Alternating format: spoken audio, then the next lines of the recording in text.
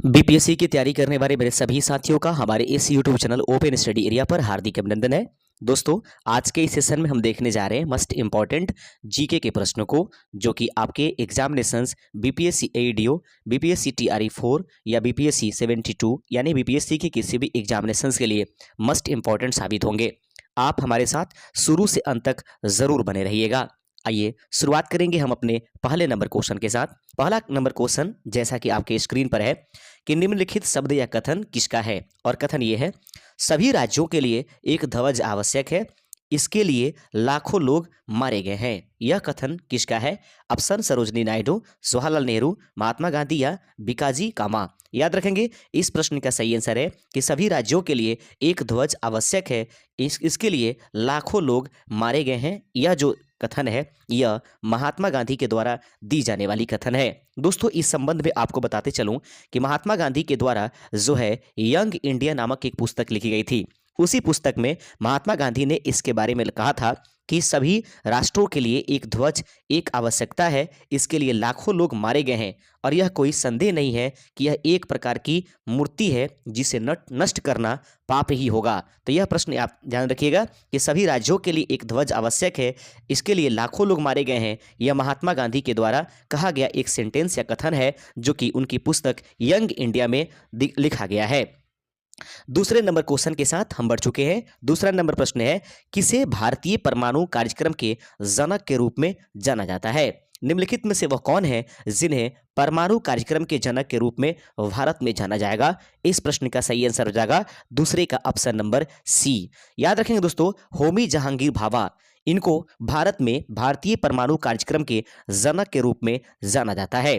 दोस्तों, हम slow questions, middle question और हार्ड क्वेश्चन सभी क्वेश्चनों का एक मिसलेनियस रूप देते चलेंगे, क्योंकि बीपीएससी का मूड कब किस तरीके का रहेगा यह किसी को पता नहीं चल पाता है, इसलिए हर प्रकार के क्वेश्चनों पर हमें ध्यान देने की आवश्यकता पड़ती है। तो प्रश्न था, किसे भारतीय परमाणु कार्यक्रम के जनक के रूप में जाना जाएगा? सही आंसर है होमी जहांगीर भाभा। दोस्तों, इनके संबंध में मैं बताने की कोशिश करूंगा कि होमी जहांगीर भाभा एक भारतीय परमाणु भौतिक विज्ञानी और भारतीय परमाणु ऊर्जा कार्यक्रम के मुख्य वास्तुकार थे। वह भारत के परमाणु ऊर्जा आयोग के पहले अध्यक्ष थे। तो पूछा जा सकता है कि भारत के पहले परमाणु ऊर्जा आयोग के अध्यक्ष किनको बनाया गया था? तो भारत के प्रथम परमाणु ऊर्जा आयोग के अध्यक्ष जो है वह मुख्य रूप से आपको होमी जहांगीर भाभा को जाना जाता है।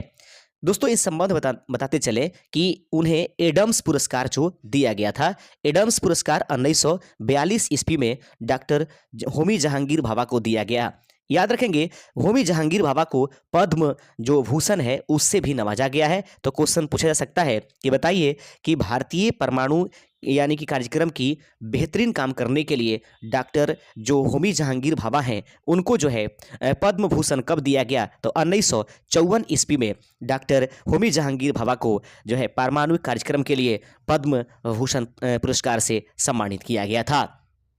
तीसरा नंबर क्वेश्चन आपके सामने है कि भारतीय आर्थिक सुधारों के जनक के नाम बताइए। भारतीय आर्थिक सुधारों के जनक निम्नलिखित में से किसे जानेंगे? तो दिए गए जो ऑप्शन है उसमें भारतीय आर्थिक सुधारों के जनक के रूप में पीवी नरसिम्हा राव को हम लोग जानेंगे। दोस्तों, इनके बारे में बताते चलें कि क्यों इनको आर्थिक सुधारों का जनक माना जाता है। दोस्तों, आपको बताते चलें कि यह जो पीवी नरसिम्हा राव हैं वे भारत के 9वें प्रधानमंत्री थे। पीवी नरसिम्हा राव 1991 से लेकर 1996 ईस्वी तक, आपको याद रखना चाहिए, 1991 से 1996 ईस्वी तक जो है भारत के 9वें प्रधानमंत्री के रूप में कार्य किया। उन्हें भारतीय आर्थिक सुधारों का जनक भी कहा जाता है, और उन्हें भारत के मुक्त बाजार सुधारों को शुरू करने के लिए भी याद करेंगे।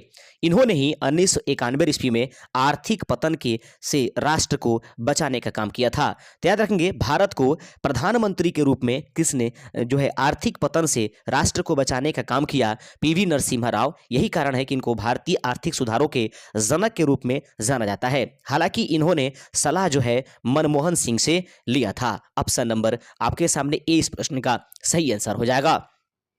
प्रश्न आपके सामने है कि शिवाजी के उस पुत्र का नाम डैश था जिनका जन्म सवाई से हुआ था। शिवाजी के उस पुत्र का नाम क्या था जिनका जन्म जो है सवाई से हुआ था। चौथे नंबर प्रश्न का सही आंसर है ऑप्शन नंबर सी, संभाजी। दोस्तों बताने की कोशिश करेंगे कि संभाजी मराठा साम्राज्य के दूसरे शासक थे। तो पूछा जा सकता है कि संभाजी कौन थे, तो संभाजी मराठा साम्राज्य के दूसरे शासक थे और उनके बारे में बता दूं कि वह शिवाजी के सबसे बड़े बेटे थे और मराठा साम्राज्य के संस्थापक और उनकी पहली पत्नी साईबाई थी। 1689 में जो संभाजी को मुगलों द्वारा पकड़ लिया गया था और प्रताड़ित किया गया और मार डाला गया और उनके बाद उनके भाई राजा राम प्रथम शासक बने हुए थे। तो शिवाजी के उस पुत्र का नाम डैश था जिनका जन्म सवाई से हुआ था, उनको क्या बोलते हैं, संभाजी। संभाजी के मृत्यु के बाद कौन जो है शासक बने थे, राजा राम प्रथम इसके शासक बने हुए थे। आइए बढ़ते चलते हैं अपने अगले नंबर क्वेश्चन के साथ, जहां हमें एक्सप्लेनेशन की जरूरत पड़ेगी। दोस्तों हम उस प्रश्न को जरूर एक्सप्लेन करने की कोशिश करेंगे। प्रश्न है कि संपूर्ण हिमालयी क्षेत्र में पाए जाने वाले लंबे बालों वाले स्तनधारियों का नाम क्या है। संपूर्ण हिमालयी क्षेत्र में जो पाए जाने वाले लंबे बाल वाले स्तनधारी निम्नलिखित में से किनको कहेंगे। सही आंसर है घरेलू याक, यानी कि ऑप्शन नंबर सी इस प्रश्न का सही आंसर है। मैं आपको बताने की कोशिश करूंगा दोस्तों कि घरेलू याक भारतीय महाद्वीप के हिमालयी क्षेत्र, तिब्बती पठार और मंगोलिया और रूस के उत्तर पूर्व तक भी पाए जाते हैं। इनकी खासियत है कि इनके शरीर पर लंबे बाल होते हैं और यह पालतू जीव के रूप में जो है पाले जाते हैं। संपूर्ण हिमालयी क्षेत्र में पाए जाने वाले लंबे बालों वाले स्तनधारियों के नाम जो है याक है, घरेलू याक के नाम से इनको जाना जाएगा। पांचवें का ऑप्शन नंबर सी इस प्रश्न का सही आंसर था। छठा नंबर क्वेश्चन देखेंगे और छठा नंबर प्रश्न आपके सामने है कि भारत के उपराष्ट्रपति के रूप में नियुक्ति के लिए न्यूनतम आयु कितनी होनी चाहिए। दोस्तों आपको ध्यान रखना चाहिए कि बीपीएससी एडीओ में और बीपीएससी 72 में या बीपीएससी जो एग्जाम्स लेती है, मैक्सिमम एग्जामिनेशन में जो होती है हार्ड लेवल का निगेटिव मार्किंग होती है। ऐसे में क्वेश्चनों को ज़्यादा टफ नहीं रखा जाता है। ये बिल्कुल आप ध्यान में रखिएगा। क्वेश्चंस कभी कभी इतने स्लो कर दिए जाते हैं और आदमी जो है हाई लेवल की तैयारी किया रहता है, ऐसे में रिजल्ट्स नहीं दे पाता है। इसलिए हर प्रकार की क्वेश्चनों पर गौर करना जरूरी होगा। भारत के उपराष्ट्रपति के रूप में नियुक्ति के लिए न्यूनतम आयु कितनी होनी चाहिए। दोस्तों इस प्रश्न का सही आंसर है छठे का ऑप्शन नंबर देख लेंगे। ऑप्शन नंबर आपके सामने छठे का ऑप्शन नंबर सी याद रखेंगे 35 वर्ष इस प्रश्न का सही आंसर हो जाएगा। आगे बढ़ेंगे हम अपने अगले नंबर क्वेश्चन के साथ। तो दोस्तों हम लोग देख चुके हैं कि भारत के उपराष्ट्रपति के रूप में नियुक्ति के लिए न्यूनतम आयु जो होनी चाहिए वह होती है 35 वर्ष। दोस्तों 30 वर्ष की उम्र में आप राज्यसभा के सदस्य बन सकते हैं। 21 वर्ष की उम्र में जो है आप पंचायतों के चुनाव लड़ सकते हैं। वहीं पर 25 वर्ष की उम्र में आप जो है विधायक या सांसद जो है लोकसभा के बनने के मतलब आप योग्य हो जाते हैं। दोस्तों भारत का उपराष्ट्रपति राज्यसभा का पदेन अध्यक्ष माना जाता है। उपराष्ट्रपति के चुनाव के लिए योग्यता में यह शामिल है कि उसे भारत का नागरिक होना चाहिए, उसकी आयु 35 वर्ष से अधिक होनी चाहिए, उसे लाभ के किसी भी पद पर नहीं होना चाहिए। ऐसे व्यक्ति को भारत के उपराष्ट्रपति के रूप में नियुक्त किया जाता है। अगला प्रश्न देख लेंगे। प्रश्न कहता है 7वां नंबर कि स्मॉल इज ब्यूटीफुल पुस्तक लिखने वाले अर्थशास्त्री का नाम क्या है।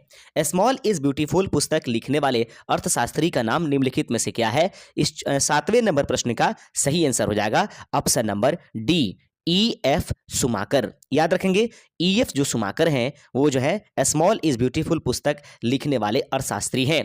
Small is beautiful economics of as is people mattered German मूल के ब्रिटिश अर्थशास्त्री हैं। E.F. सुमाकर के निबंधों का यह एक संग्रह है। स्मॉल इज ब्यूटीफुल वाक्यांश उनके शिक्षक लियोपोल्ड होकर के एक वाक्यांश से आया हुआ है। तो ऐसे स्मॉल इज ब्यूटीफुल पुस्तक के लेखक कौन है, मस्ट इंपॉर्टेंट याद रखना है, E.F. सुमाकर इस प्रश्न का सही आंसर है। 8वें नंबर क्वेश्चन को देखेंगे। निम्नलिखित में से कौन सा जीव अपने शिकार को पकड़ने के लिए अल्ट्रासोनिक ध्वनि का उपयोग करता है। दोस्तों अब रहेगी बात कि अल्ट्रासोनिक ध्वनि किसे कहते हैं। ध्वनि की जो श्रव्यता सीमा होती है वह 20 एचजेड से दोस्तों 20,000 एचजेड तक मानी जाती है। उसकी जो आवृत्ति है हर्ट्ज में मापी जाती है और इसको परास सीमा या ध्वनि की परास भी कहते हैं। इसके नीचे जो ध्वनि होती है 20 हर्ट्ज के नीचे उसे अवश्रव्य ध्वनि कहेंगे और जो 20,000 के ऊपर होती है उसे हम लोग पराश्रव्य अर्थात अल्ट्रासोनिक ध्वनि के नाम से जानते हैं। तो ऐसे में कुछ जीव ऐसे होते हैं जो अपने शिकारों को पकड़ने के लिए अल्ट्रासोनिक जो साउंड है उसका उपयोग करते हैं। ऐसे में इस 8वें नंबर प्रश्न का सही आंसर हो जाएगा ऑप्शन नंबर आपके सामने ए, चमगादड़। आपने चमगादड़ जरूर देखा होगा जिसको हम लोग लोकल भाषा में बादुर के नाम से जानते हैं। तो ये अपने शिकारों को पकड़ने के लिए अल्ट्रासोनिक ध्वनि अर्थात जो है पराश्रव्य ध्वनि जिसकी आवृत्ति मान 20,000 हर्ट्ज से अधिक होता है उसका उपयोग करते हैं।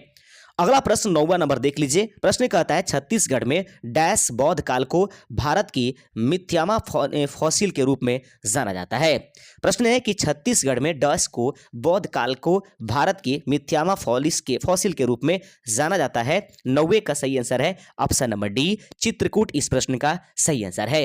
दोस्तों आपको बताते चलें कि चित्रकूट झरना एक प्राकृतिक झरना है जो जगदलपुर के पश्चिम में बस्तर जिले में इंद्रावती नदी पर स्थित है। कभी प्रश्न पूछ दिया जाए कि चित्रकूट जो है वो प्राकृतिक झरना वो कहाँ स्थित है, तो बस्तर जिले में इंद्रावती नदी पर यह स्थित है। गिर की ऊंचाई लगभग जो होती है 29 मीटर है। यह भारत में सबसे चौड़ा प्राकृतिक झरना है। मानसून के मौसम के दौरान इसकी चौड़ाई और व्यापक प्रसार के कारण इसे अक्सर भारत का नियाग्रा फॉल्स के रूप में जाना जाता है। याद रखेंगे मिथ्यामा या नियाग्रा फॉल्स के रूप में इसको जाना जाएगा। ऑप्शन नंबर डी इस प्रश्न का सही आंसर है। 10वां नंबर क्वेश्चन आपके सामने है। डैश एक सिस्टम प्रोग्राम का समूह है जो एक कंप्यूटर सिस्टम के परिचालन को एक साथ में नियंत्रित करता है। डैश एक सिस्टम प्रोग्राम का समूह है जो एक कंप्यूटर सिस्टम के परिचालन को एक साथ नियंत्रित करता है। 10वें नंबर प्रश्न का सही आंसर हो जाएगा ऑप्शन नंबर सी। याद रखेंगे ऑपरेटिंग सिस्टम। ऑपरेटिंग सिस्टम एक प्रकार का सिस्टम प्रोग्राम का समूह है जो एक कंप्यूटर सिस्टम के परिचालन को एक साथ में नियंत्रित करता है। ऑप्शन नंबर 10वें का ऑप्शन नंबर सी इस प्रश्न का सही आंसर हो जाएगा। दोस्तों हम बता दें कि एक ऑपरेटिंग सिस्टम जिसको ओएस बोलते हैं एक कंप्यूटर उपयोगकर्ता और कंप्यूटर हार्डवेयर के बीच में इंटरफेस का काम करता है। यह सॉफ्टवेयर है जो फाइल प्रबंधन, मेमोरी प्रबंधन, प्रक्रिया प्रबंधन, इनपुट और आउटपुट को संभालने और डिस्क ड्राइव और प्रिंटर जैसे परिशीधीय उपकरणों को नियंत्रित करने जैसी बुनियादों पर कार्य करने का काम करता है। ऑप्शन नंबर सी इस प्रश्न का सही आंसर हो जाएगा। आइए बढ़ेंगे हम अपने 11वें नंबर क्वेश्चन के साथ और 11वां नंबर क्वेश्चन आपके स्क्रीन पर ये उपस्थित रहेगा। प्रश्न को ध्यान से देखिएगा और फिर हम लोग इस पर जरूरत पड़ने पर इसको डिस्कस करने की कोशिश करेंगे। प्रश्न कहता है कि मोहम्मद गौरी का पहला आक्रमण डैश में हुआ था जब उसने मुल्तान पर हमला किया था। मोहम्मद गौरी का पहला आक्रमण डैश में हुआ था जब उसने मुल्तान पर हमला किया था। तो इस 11वें नंबर प्रश्न का सही आंसर है option number B. Mohammad Ghori का पहला आक्रमण 1175 ईस्वी में हुआ था जब उसने मुल्तान पर हमला किया था। इस संबंध में आपको बताते चले दोस्तों कि मोहम्मद गौरी का पहला आक्रमण जो है 1175 ईस्वी में हुआ जब उसने मुल्तान पर हमला किया और वहां के शासक जो इस्माइलियन हेरेटिक्स को हराया और मुल्तान पर कब्जा करने में सफल रहा। मुल्तान से उसने 1178 ईस्वी में ऊपरी सिंध में ऊंच पर कब्जा कर लिया और वहां एक किला स्थापित किया था। तो इस प्रश्न का ऑप्शन नंबर बी इस प्रश्न का सही आंसर हो जाएगा। 12वां नंबर क्वेश्चन है कि गुरु डैश को चमत्कार संत के रूप में जाना जाता है। निम्नलिखित में से वह कौन गुरु हैं जिनको चमत्कार संत के रूप में जाना जाएगा? सही आंसर हो जाएगा option number A Ravidas. Guru Ravidas को चमत्कार संत के रूप में जाना जाता है। आपको बताते चले कि रविदास 14वीं से 16वीं शताब्दी के दौरान भक्ति आंदोलन के एक भारतीय रहस्यवादी कवि के रूप में और संत के रूप में जाने जाते हैं। उनके भक्ति गीतों को सिख ग्रंथों गुरु ग्रंथ साहिब में भी शामिल किया गया है। इस प्रश्न का सही आंसर रविदास था। प्रश्न देखिएगा 13वां नंबर, भारत के संविधान के अनुच्छेद डैश के तहत संसद की सदन की बैठक शुरू करने के लिए गणपूर्ति की संख्या सदन की कुल सदस्य संख्या का 10वां संख्या होता है। यह जो है भारत के संविधान के कितने नंबर अनुच्छेद में लिखा गया है? तो 13वें का सही आंसर है यह जो है अनुच्छेद 103 में लिखा गया है। 103 में जो है दोस्तों इसके बारे में वर्णन किया गया है कि संसद के सदन की बैठक तभी शुरू की जाएगी जब पूरे सदस्यों की गणपूर्ति संख्या का लगभग 1/10 हिस्सा है वो उपस्थित हो तो सदन को प्रारंभ किया जाएगा। जब तक संसद विधि द्वारा अन्यथा उपयंत न कर दे तब तक संसद के प्रत्येक सदन का अधिवेशन गठित करने के लिए गणपूर्ति सदस्य के सदस्यों की कुल संख्या का 10वां भाग माना जाएगा।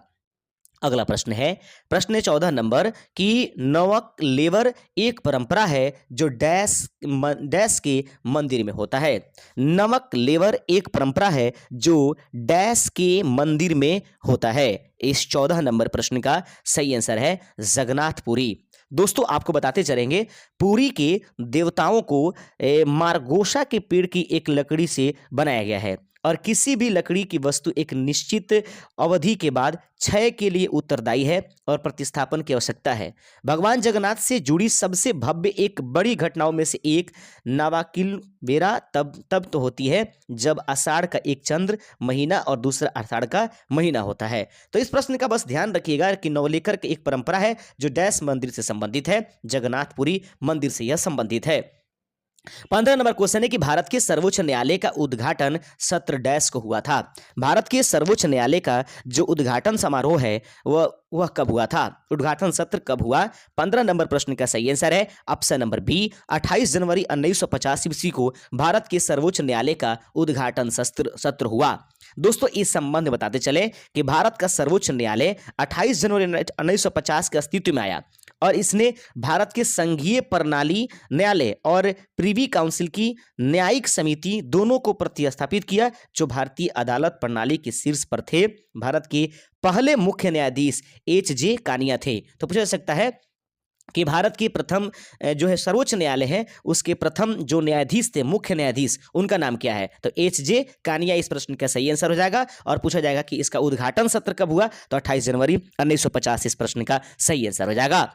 प्रश्न का आता है 16वां number the audacity of hope पुस्तक किसने लिखी थी? 16 नंबर प्रश्न का सही आंसर है option number C Barack Obama. The audacity of hope इस पुस्तक के लेखक कौन है? बराक ओबामा इस प्रश्न का सही आंसर है। 2009 से 17 के तक वो संयुक्त अमेरिका के 44वें राष्ट्रपति के रूप में कार्यरत किए थे। तो बराक ओबामा कौन थे? तो बराक ओबामा अमेरिका के भूतपूर्व राष्ट्रपति हैं जो अमेरिका के 44वें राष्ट्रपति के रूप में जाने जाते हैं और 2009 से 17 तक जो है वह संयुक्त राज्य अमेरिका के जो है वो 44वें राष्ट्रपति के रूप में उन्होंने कार्य किया है। आगे चलते हैं, उन्हीं की ये पुस्तक है। 17 नंबर क्वेश्चन आपके सामने है कि 1927 में मंदिर प्रवेश आंदोलन किसने शुरू किया था? इस 17 का सही आंसर हो जाएगा बी.आर. अम्बेडकर। भीमराव अम्बेडकर 1927 में मंदिर प्रवेश आंदोलन जो है उनके द्वारा शुरू किया गया था। ऑप्शन नंबर ए इस प्रश्न का सही आंसर है। अगला नंबर क्वेश्चन 18 नंबर की नेहरू लियाकत समझौता पर वर्ष डैश में हस्ताक्षर किया गया था। नेहरू और लियाकत समझौता पर कब जो है वह हस्ताक्षर किया गया था? 18 नंबर प्रश्न का सही आंसर है ऑप्शन नंबर बी 1950। प्रश्न है कि नेहरू लियाकत समझौते पर वर्ष डैश में हस्ताक्षर किए गए थे। सही आंसर है 1950 ईस्वी में जो हस्ताक्षर किए गए थे।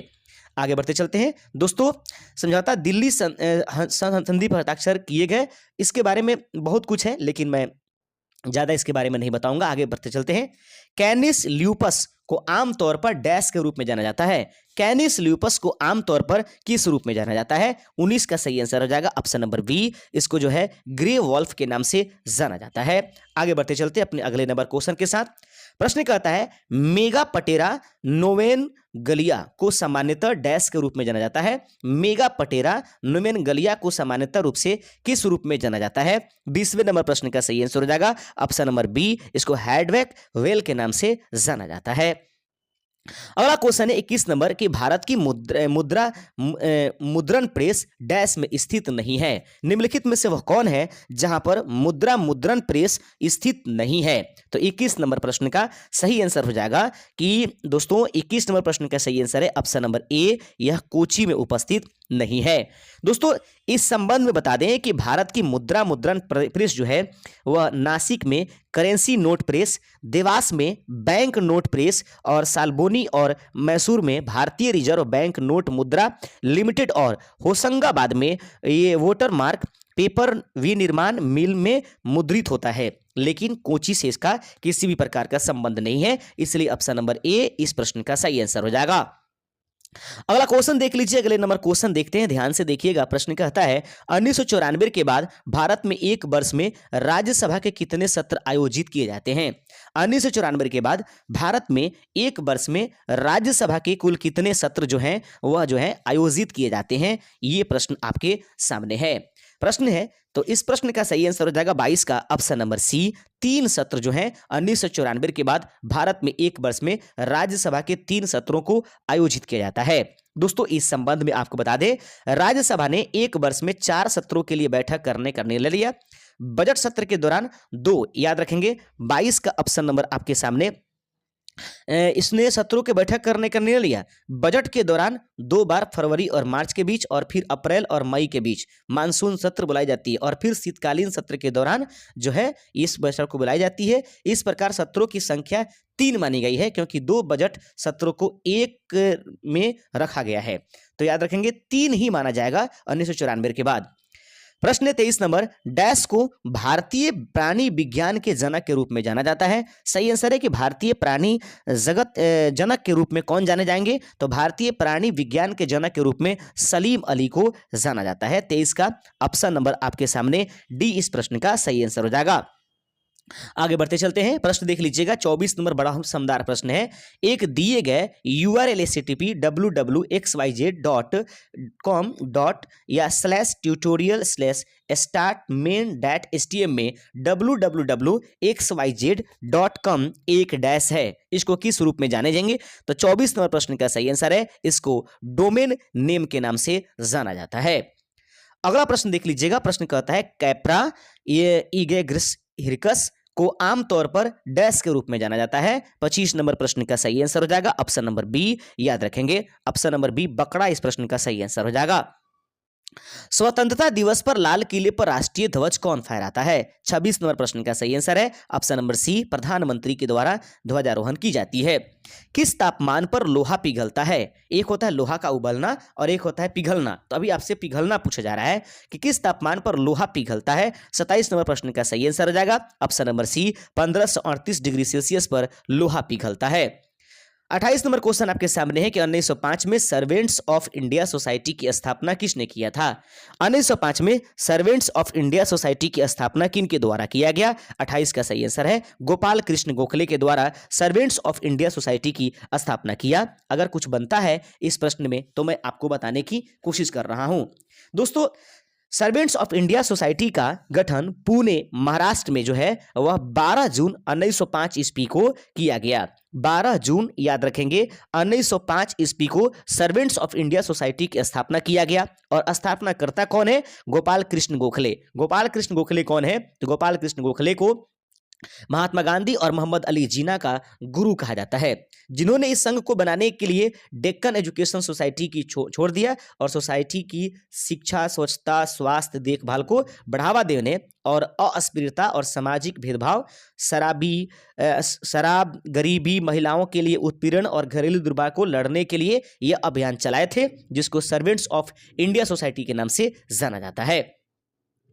अगला प्रश्न 29 नंबर प्रश्न कहता है स्वतंत्रता पूर्व भारत में वर्ष डैश में ब्रिटिशों ने भारत की राजधानी कोलकाता से दिल्ली स्थानांतरित कर दिया था। स्वतंत्रता पूर्व भारत में कब जो है ब्रिटिशों ने भारत की राजधानी को कोलकाता से दिल्ली को स्थानांतरित कर दिया था? 29 का सही आंसर हो जाएगा ऑप्शन नंबर बी, सन 1911 ईस्वी में। आगे बढ़ते चलते हैं। अगला नंबर क्वेश्चन देखिएगा। 25 डिग्री सेल्सियस पर शुद्ध पानी H2O का पीएच मान कितना हो जाएगा? 30वें का सही आंसर हो जाएगा ऑप्शन नंबर बी, इसका मान पीएच मान 7 हो जाएगा क्योंकि यह उदासीन विलयन होगा। 31 नंबर क्वेश्चन है कि निम्नलिखित खेलों में से कौन सा खेल देवधर ट्रॉफी से संबंधित है? 31 नंबर क्वेश्चन बड़ा ही शानदार है दोस्तों कि निम्नलिखित खेलों में से वह कौन सा खेल है जिसको देवधर ट्रॉफी से संबंधित माना जाता है? याद रखेंगे 31 का सही आंसर हो जाएगा option number C, cricket. Cricket से संबंधित रहने वाला खेल देवधर ट्रॉफी के नाम से जाना जाता है। दोस्तों इसके बारे में बता दें, देवधर ट्रॉफी भारतीय घरेलू क्रिकेट के लिए लिस्ट ए क्रिकेट प्रतियोगिता है। इसका नाम प्रोफेसर डीवी देवधर, जो कि भारतीय क्रिकेट के ग्रैंड ओल्ड मैन के रूप में जाने जाते हैं, के नाम पर रखा गया है। तो क्वेश्चन पूछ सकता है कि भारत के जो grand old man of cricket के नाम से किनको जानेंगे, तो याद रखेंगे प्रोफेसर डीवी देवधर को। उन्हीं के जो है लिए यह देवधर ट्रॉफी क्रिकेट खेली जाती है। टीम इंडिया ए, टीम इंडिया बी और टीम इंडिया सी के बीच वार्षिक आधार पर खेली जाने वाली 50 ओवरों का यह एक प्रकार का नॉकआउट प्रतियोगिता होती है। आगे बढ़ते चलते हैं। 32 नंबर क्वेश्चन आपके सामने है कि निम्नलिखित में से हिंदुस्तानी शास्त्रीय संगीत का प्रसिद्ध घराना कौन सा विकल्प नहीं है। निम्नलिखित में से वह कौन सा हिंदुस्तानी शास्त्रीय संगीत का प्रसिद्ध घराना यानी कि शैली नहीं है। तो 32 का सही आंसर हो जाएगा ऑप्शन नंबर आपके सामने डी, रजवाड़ी घराना इस प्रश्न का सही आंसर हो जाएगा। 33वां प्रश्न है कि डैश इकाई अनुदेशों और आंकड़ों को प्रयोगकर्ता से अलग यूनिटों की सहायता से स्वीकार करता है। डैश इकाई अनुदेशों और आंकड़ों को प्रयोगकर्ता से अलग यूनिट की सहायता से स्वीकार करता है। तो 33 नंबर प्रश्न का सही आंसर हो जाएगा ऑप्शन नंबर सी, नियंत्रण इकाई इस प्रश्न का सही आंसर हो जाएगा। 34वां नंबर क्वेश्चन आपके सामने है कि लोहा लगभग डैश डिग्री सेल्सियस पर उबलता है। एक बार आपसे पूछा गया था पिघलता कितने पर है और अब यहां पर पूछा गया है उबलता कितने पर है। 34 नंबर प्रश्न का सही आंसर हो जाएगा ऑप्शन नंबर आपके सामने डी, याद रखेंगे 2181 जो है डिग्री सेल्सियस पर। वर्ष डैश में कोलकाता ब्रिटिश भारत की राजधानी बना था। वर्ष डैश में कोलकाता ब्रिटिश भारत की राजधानी बनाई गई थी। तो 35 नंबर प्रश्न का सही आंसर है ऑप्शन नंबर सी, सन 1772 ईस्वी में जो है कोलकाता को ब्रिटिश भारत की राजधानी बनाया गया था। दोस्तों इसके बारे में बताना चाहेंगे कि 1772 ईस्वी में जो है कोलकाता को ब्रिटिश भारत की राजधानी के रूप में घोषित किया गया। भारत के पहले और सबसे प्रसिद्ध British governor general Warren Hastings ने मुगल काल से कलकत्ता के दौरान बंगाल की पूर्वी राजधानी मुर्शिदाबाद से सभी महत्वपूर्ण कर्जालय यहां पर स्थानांतरित किए और 1911 में राजधानी को कलकत्ता से दिल्ली स्थानांतरित किया गया। तो याद रखेंगे 1911 में कोलकाता से जो है भारत की राजधानी दिल्ली आई, लेकिन कब कोलकाता बनाई गई थी तो 1772 इस प्रश्न का सही आंसर है। ब्रिटिश काल के दौरान अगर पूछा जाता है तो यह प्रश्न सही होगा। प्रश्न है 36 नंबर की ध्वनि डैश से नहीं गुजर सकती है। तो ध्वनि बिना माध्यम के नहीं गुजर सकती है, यानी वैकेंट प्लेस से खाली स्थान से ध्वनि कभी भी नहीं गुजर सकती है। अगला प्रश्न 37 नंबर है चिपको आंदोलन निम्नलिखित में से संबंधित है। चिपको आंदोलन निम्नलिखित से संबंधित है। तो याद रखेंगे 37 नंबर प्रश्न का सही आंसर आपने चुन लिया होगा कि पेड़ों को कटने से बचाने के लिए जो आंदोलन चलाए गए वह जो है चिपको आंदोलन के नाम से जाना जाता है। आगे बढ़ते चलते हैं। भूमि क्षेत्रफल के हिसाब से दुनिया का 7वां सबसे बड़ा देश कौन सा है। आप सभी जानते हैं इंडिया इस प्रश्न का सही आंसर हो जाएगा।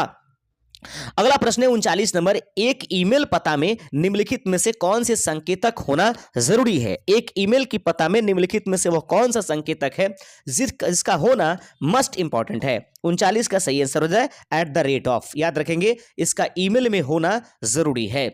40 नंबर क्वेश्चन आपके सामने है। प्रश्न कहता है 40वें नंबर देख लीजिएगा। प्रश्न देख लीजिएगा, निम्नलिखित में से कौन सा वैदिक अवधारणा के अनुसार सही नहीं है। मुझे लगता है कि यहां पर कुछ ऑप्शंस गड़बड़ हो गए हैं तो इसको छोड़ देते हैं। 41 नंबर क्वेश्चन पर चलते हैं।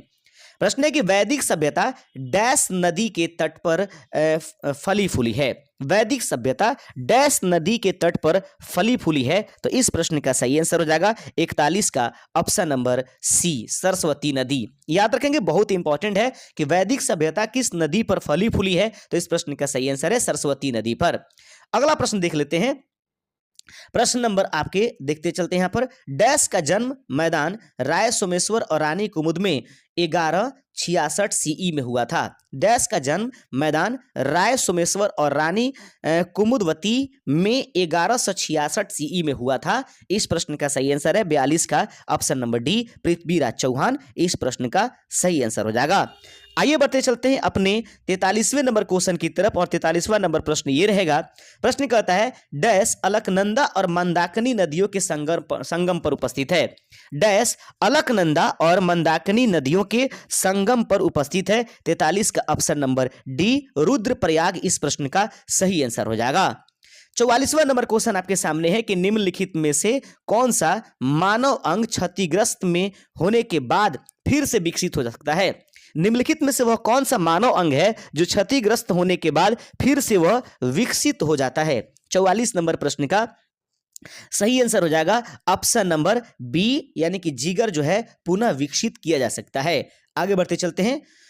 मालूस पमीला के वृक्ष का वनस्पतिक नाम क्या है। मालूस पमीला के वृक्ष का वनस्पतिक नाम निम्नलिखित में से क्या है। 45 का ऑप्शन नंबर सी, सेब इस प्रश्न का सही आंसर हो जाएगा। 46वां नंबर क्वेश्चन आपके सामने है कि पुंग कोलेम किस राज्य का लोक नृत्य है। पुंग कोलेम किस राज्य का लोक नृत्य है, इस प्रश्न का सही आंसर हो जाएगा मणिपुर इस प्रश्न का राइट आंसर है। आगे बढ़ते चलते हैं। प्रश्न कहता है कि शहजादा खुर्रम के नाम से जाना जाता है, तो शहजादा खुर्रम के नाम से निम्नलिखित में से किसे जाना जाएगा। तो शहजादा खुर्रम के नाम से जो जाने गए वे हैं 47 के ऑप्शन नंबर डी, शाहजहां को शहजादा खुर्रम के नाम से जाना गया है। प्रश्न है कि डैश ने बाल चक्र संघ की स्थापना की जहां बच्चों को कताई और बुनाई सिखाई जाती थी। डैश ने बाल चक्र संघ की स्थापना की थी जहां बच्चों को कताई और बुनाई सिखाई जाती थी। 48 नंबर प्रश्न का सही आंसर है option number A, Indira Gandhi. आगे बढ़ते चलते हैं। अगला प्रश्न देख लीजिएगा। प्रश्न है कि डैश एक युक्ति है जो सभी दिशाओं में चलती है और करों की गति को नियंत्रित करती है। याद रखेंगे 49 का सही आंसर है जॉयस्टिक। डैश एक युक्ति है जो सभी दिशाओं में चलती है और करों की गति को नियंत्रित करती है। जॉयस्टिक इस प्रश्न का सही आंसर है। 50वां नंबर क्वेश्चन हम आपके लिए छोड़ करके जाते हैं। देखना यह है कि कौन कौन इस प्रश्न का सही आंसर करते हैं। Tata iron and steel company, प्रश्न देख लीजिएगा। Tata iron and steel company TISCO को कब स्थापित किया गया था। देखना यह है कि कितने हमारे कैंडिडेट जो हैं वो तैयारियों में मग्न हैं और कितने लोग सही आंसर कर पाते हैं। तो दोस्तों इस प्रश्न का आंसर जरूर आप कमेंट कीजिएगा और मिलेंगे अपने नए सेशन में जिसमें मैथ और रीजनिंग अब आने वाली है, क्योंकि अब हम यहां से लगातार कंटिन्यू क्लास देने की कोशिश करेंगे और डेली बाय डेली आपको क्लासेस आती रहेंगी। जय हिंद, जय भारत।